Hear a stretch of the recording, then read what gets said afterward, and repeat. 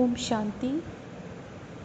आज जिस विषय पे चिंतन करेंगे वो है निमित्त, निर्माण और नम्रचित्त, नम्रता। तो शुरू करते हैं। निमित्त शब्द कहते हैं कि निमित्त बनना आसान नहीं होता, लेकिन अगर हम निमित्त बनकर कोई कर्म करते हैं तो जीवन आसान हो जाती है। जैसे बाबा कहते हैं इंस्ट्रूमेंट बनना। तो इसका क्या मतलब है, कैसे बन सकते हैं? जैसे मैं आत्मा हूँ, ये मेरा शरीर है, कर्मेंद्रियों से मैं कर्म करा रही हूँ। तो क्या रिलेशन है आपस में? मैं आत्मा करण करावनहार हूँ देह के संबंध में, और ये कर्मेंद्रियाँ करणहार है। ऐसे ही बाबा करण करावन हार है और मैं आत्मा करणहार हूँ। कराने वाला कौन है? बाप। और बाप मेरे द्वारा मुझे यूज़ कर इंस्ट्रूमेंट बनाकर, अपना इंस्ट्रूमेंट बनाकर यूज़ कर कार्य करते हैं।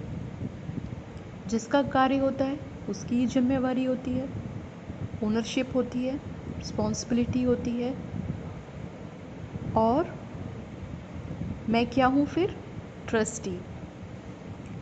तो ये बाबा समझाते हैं। कई बार आता है ना मुरली में, जो गृहस्थ में रहते हैं उनके लिए भी बाबा कहते हैं कि ट्रस्टी बन के नहीं रहोगे तो बहुत झंझट है और झंझट में फंसे रहोगे, कैसे निकलोगे फिर?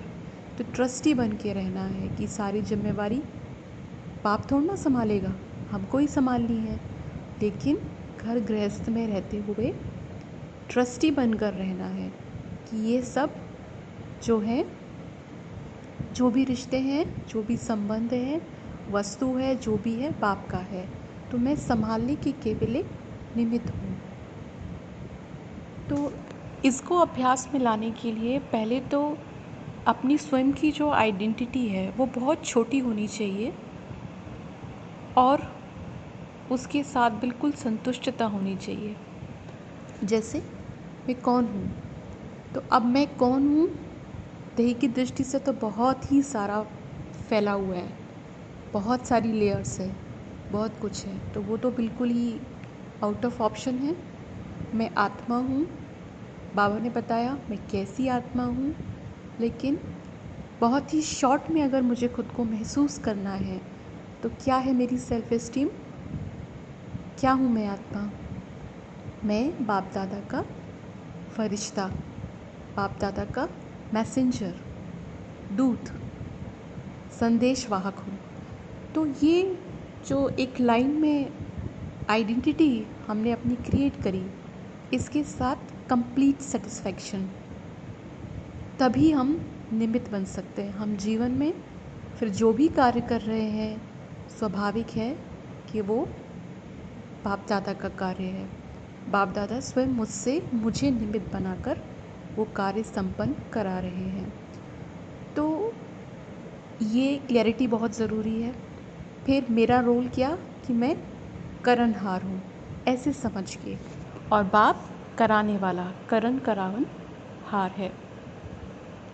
क्योंकि जब बाबा के साथ रिश्ता बनाते हैं, जब अपनी स्वयं की पहचान को रिइंफोर्स करते हैं, जो सत्य पहचान, सत्य ज्ञान से हमको मिलती है, तो फिर बाबा समझाते हैं कि जैसे लौकिक में भी कहीं भी काम के लिए जाते हो, ऑफिस जाते हो, तो क्या समझो कि पाँव से तो चलकर ऑफिस जा रहा हूँ, लेकिन मन बुद्धि से अपने बाबा के पास हूँ, वतन में हूँ। तो इस तरह से बाबा समझाते हैं कि बुद्धि का जो योग है वो कर्म करते बाप के साथ लगा रहे। तो मैं निमित्त हूँ, बाप दादा के कार्य को संपन्न करने के लिए। तो यही मेरी पहचान है और यही मेरा धंधा है, रूहानी धंधा। एक ही धंधा है और बस इतनी ही पहचान है। इसी के साथ कंफर्टेबल और सेटिस्फाइड होना चाहिए। तो ये उम्मीद की जा सकती है कि हम इस निमित्त भाव से कार्य करेंगे। तो ये एक्चुअल में ईज़ी नहीं है। ईज़ी तो कोई भी चीज़, क्या ईज़ी और क्या difficult, practice is the key, practice से ही होता है। तो होता क्या है कि जब हम निमित्त बनने की प्रैक्टिस करते हैं, तो जैसे कोई कार्य होता है, तो या तो हम क्या करते हैं कि उस कार्य की जिम्मेवारी ली कि ये मेरा कार्य है, मुझे करना है, तो मेरा कार्य है, मेरी जिम्मेवारी है, तो फिर संकल्पों से उसको छोड़ नहीं पाते। उस कर्म में बहुत कॉन्शियसनेस आना, यानी उसका जो फल मिलेगा, उस फल में हमारा मन बुद्धि लग जाती है। या फिर क्या करते हैं, कभी एकदम ही न्यारे हो जाते हैं, बिल्कुल छोड़ देते हैं, तो वो भी नहीं। दोनों का बैलेंस चाहिए। कर्म करते हुए, जिम्मेदारी संभालते हुए मन बुद्धि से छोड़ देना।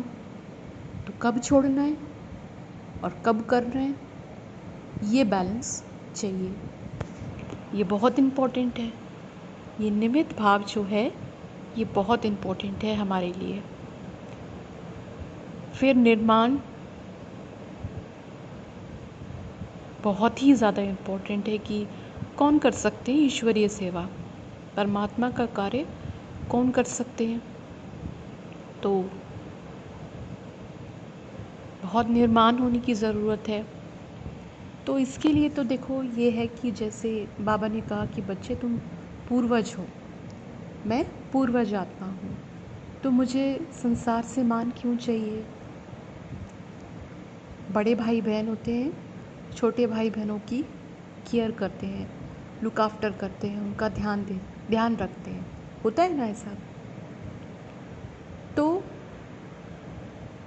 और दूसरा, जैसे हम सभी जानते हैं, बाबा समझाता है ना कि ये सभी जो दुनिया है, ये क्या है। यहाँ पे जैसे बाबा कहते हैं ना, कब्रिस्तान। क्यों है ये कब्रिस्तान? क्योंकि काम चिता पर सारे जल मरे हैं, जले हुए हैं। तो बाबा कहता है कि फिर ज्ञान से, जो ज्ञान जो है, इससे अपने को शुद्ध करो, मन बुद्धि को शुद्ध करो। तो यहाँ पे सब मरे पड़े हुए हैं। अगर आप असल में देखो तो भीतर क्या है, काम, क्रोध, अहंकार के घाव हैं, बहुत सारे गहरे घाव हैं। और उन घावों को भीतर लिए हुए बाहर जब निकलते हैं तो कैसे निकलते हैं? माताएं बहनें खूब सज संवर कर, लिपस्टिक लगाकर, भाई सूट वूट पहनकर, सब दिखावा है, और भीतर क्या भरा पड़ा है, तो उसका कोई वर्थ नहीं है। असल बात यह है कि आप जीवन में कुछ भी करते हैं, कितने भी बड़े से बड़े पद पर आप बैठे हैं, बहुत ठाट बाट है आपके पास, लेकिन आपके भीतर क्या है, वो बहुत मायने रखता है, उसका मूल्य है। क्योंकि आत्मा चला रही है ना देह को, आत्मा की बात है, शरीर की बात नहीं है। तो अब ये खुद से पूछना है कि मुझे मान किसने दिया है। ये हम कब बन सकते हैं? जब हमें भीतर से ज़रूरत महसूस नहीं हो कि मुझे किसी से नहीं चाहिए। क्यों चाहिए, ये पूछें खुद से कि मुझे मान क्यों चाहिए, मान कौन दे रहा है। देखिए संसार, ये जो संसार की स्थिति है ना, यहाँ कुछ भी अगर आत्माओं से चाहिए तो वो कभी या तो मिलेगा, कभी नहीं मिलेगा। तो स्थिति कैसी रहेगी? हिलती डुलती। अगर अचल बनना है, स्थिर बनना है, तो क्या किस चीज़ से हमें खुद को कनेक्ट करना है? जो अविनाशी है, जो सोर्स अविनाशी है। तो हमें नशा नहीं रहता ना। नहीं तो हमें मान किसने दिया, किसने गले से लगाया, किसने सर माथे पर बिठाया, किसने कहा कि तुम मेरे जैसे हो? भगवान ने कहा, बाबा ने कहा। तो वहाँ उस पॉइंट पे तृप्त जो हो सकता है, उसको फिर मान की इच्छा नहीं रहती। नहीं तो मांगते ही रहते हैं। क्या मांगना? बाबा कह रहे बच्चे तुम पूर्वज आत्मा हो, हम मांग रहे हैं। किससे मांग रहे हैं? जो मरे हुए हैं ऑलरेडी, उनसे मांग रहे हैं। वो खुद इतने प्रॉब्लम में है। दुनिया में अगर आप देखो तो सभी कितनी प्रॉब्लम में, कितनी दुखी परेशान है। वो खुद एक दूसरे से मांग रहे हैं, और फिर हमारा ब्राह्मण होने का क्या फ़ायदा कि हम भी मांग रहे हैं। हमारा काम देने का है संगम पर। बाबा कहते हैं मास्टर दाता हो तुम, तो हमें नहीं मांगना, हमें नहीं चाहना। पर ये कैसे होगा? भीतर से जब मुझे ज़रूरत नहीं है। I don't need respect from anybody. I don't need praise from anybody because I'm content in my own self. अब मैं अगर कंटेंट हूँ, संतुष्ट हूँ, तो क्यों हूँ? तो जैसे मैंने कहा ना, बाबा ने जैसे बताया पहले जो लाइन कि जो हमारा परिचय है वो परिचय बहुत शॉर्ट होना चाहिए और उसमें एब्सोल्यूट सेटिस्फेक्शन होना चाहिए। मैं कौन हूँ, बहुत ही सार रूप में कि मैं बाप दादा का फरिश्ता हूँ। मैं बाप दादा का फरिश्ता हूँ, माने बाप दादा मुझको तैयार कर रहे हैं, वो मेरा श्रृंगार करते हैं, वो मुझे यूज़ करते हैं, और काम भी किसका है? बाप दादा का ही है। तो हल्के भी रहना है और करना भी है, वही बैलेंस। तो निमित्त, ऋमान और नम्रचित्त, बाबा ने हमें ये वैल्यूज़ सिखाई है ना, नम्रता, ह्यूमिलिटी, कर्टसी, ये बहुत ज़रूरी है। लोक व्यवहार में भी हर जगह कैसे हमें पेश आना है, बड़ों से, छोटों से, सेम एज ग्रुप से, परिवार में, बाहर जहाँ हम काम करते हैं, किस तरह से हमारी श्रेष्ठ मैनरिज़म होनी चाहिए। सब दुनिया जो भी समझती है ना कि इनको, जैसे कहते हैं कि इनको तो भगवान पालते हैं, इनकी पालना भगवान कर रहे हैं, तो कैसा व्यवहार होना चाहिए, कैसे मैनरिज़म हमारे होने चाहिए कि देख के लगे कि कौन है इनको सिखाने वाला। तो वो बाबा कहते हैं ना, रॉयल्टी होनी चाहिए, सिंप्लिसिटी होनी चाहिए, ह्यूमिलिटी होनी चाहिए। तो विनम्रता बहुत ही खूबसूरत गुण है और इसको हमें धारण ज़रूर करना ही है।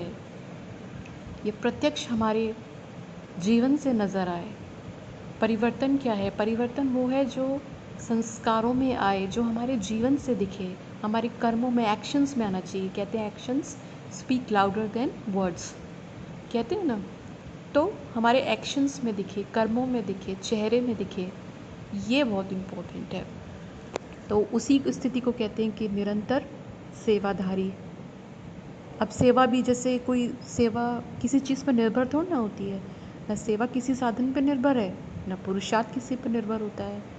तो किसी भी चीज़ को आधार नहीं बनाना है कभी। इनफैक्ट पुरुषार्थ को भी किसी चीज़ के लिए डिपेंड मत करो कभी भी। क्यों नहीं करो? क्योंकि समय का कुछ पता नहीं है। जैसे फॉर एग्ज़ाम्पल अभी किस तरीके की परिस्थितियाँ हम देख रहे हैं 2 साल से लगभग। तो अगर हम किसी भी तरह से, हमारा पुरुषार्थ किसी भी चीज़ पर अगर आधारित है, डिपेंडेबल है, तो क्या होगा? स्थिति हलचल में आएगी, स्थिर नहीं रहेगी। तो ये बहुत इम्पोर्टेंट है। तो इसका ध्यान रखें, आज इस विषय पर चिंतन करें और ध्यान दें कि मैं बाप दादा का फरिश्ता हूँ, इंस्ट्रूमेंट हूँ। बाबा मुझे यूज़ करता है, मैं निर्माण हूँ। मुझे क्यों चाहिए मान? क्यों चाहिए? नहीं तो सोचो दुनिया वाले क्या कहेंगे कि इनको पालने वाला कौन है? ऊंचे से ऊंचा भगवान। तो क्या हम गरीब हैं जो हमें मांगना है? माला माल है, अमीर है। तो इस तरह से हमें इन गुणों को धारण करना है, प्रैक्टिकल में धारण करना है। और सच्ची अगर इच्छा होगी तो बाबा बिल्कुल ऐसे सहयोग करेगा जैसे प्रैक्टिकल रीति कोई साथ होता है, कोई मदद करता है। जितना ज़्यादा अंदर सच्चाई है, ईमानदारी है, तो बाप दादा प्रैक्टिकली हेल्प करता है, वही पुरुषार्थ कराता है और सब कुछ सहज होता है।